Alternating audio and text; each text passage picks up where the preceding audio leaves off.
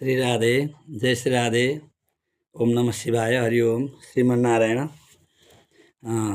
म आज एउटा नयाँ खालको सानो जानकारीमूलक भिडियो प्रस्तुत गर्न गइरहेको छु।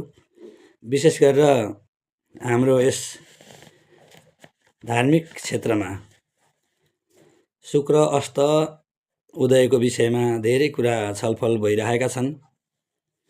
यो सबैले जान्नुपर्ने विषय पनि हो।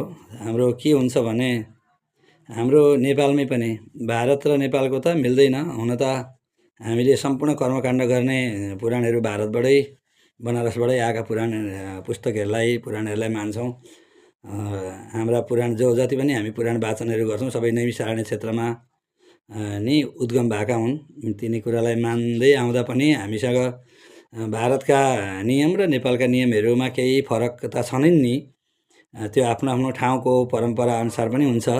र हाम्रै नेपालमा पनि पश्चिम र पूर्वतिरको पनि केही कुराहरू मिल्दैन। अलिकति फरक पूर्वतिर र पश्चिमतिरको पनि केही फरक छ। र एउटा कुरा फरक हाम्रातिर फरक हुने विशेष कुरा अहिले खड्किरहेको र धेरै परिरहेको कुरा हामीले लगाउने श्रीमद् भागवत सप्ताह ज्ञान महायज्ञ यो अत्यन्त खड्किरहेको कुरा छ। विशेष गरेर हामी परापूर्वकालदेखि भनौँ या बिचदेखि कहिलेदेखि चल्दै आयो।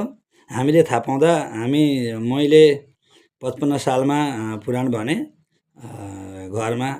त्यतिखेर देखि नि मैले थाहा पाउँदादेखि नि वार्षिक हुँदाखेरि पुराण लगाउन जुराइराख्नु पर्दैन भनेर भन्नुहुन्थ्यो हामीभन्दा ठुला गुरुहरूले। उहाँहरूले भनेको कुरालाई अनुसरण गर्दै आइयो।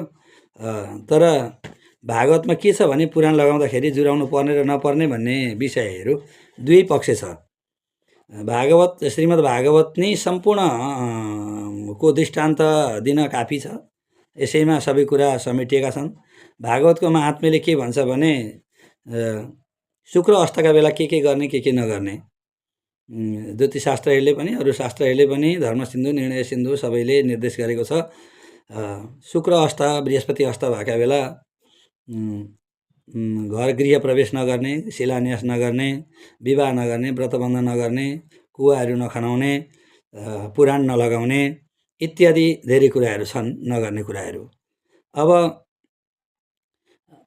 यी सबै कुरालाई समेट्दै ल्याउँदा पुराण नलगाउने कुरा र भागवतले पनि के भन्छ भने भागवत लगाउँदाखेरि सप्ताह लगाउँदाखेरि ज्योतिषीलाई लगेर मुहुर्त सोधेर मात्रै पुराण लगाउनु भनेको छ। भागवतको महात्म्यको 6औं अध्यायमा दैवज्ञम तु समाह्य मुहुर्त पृच्छ यत्न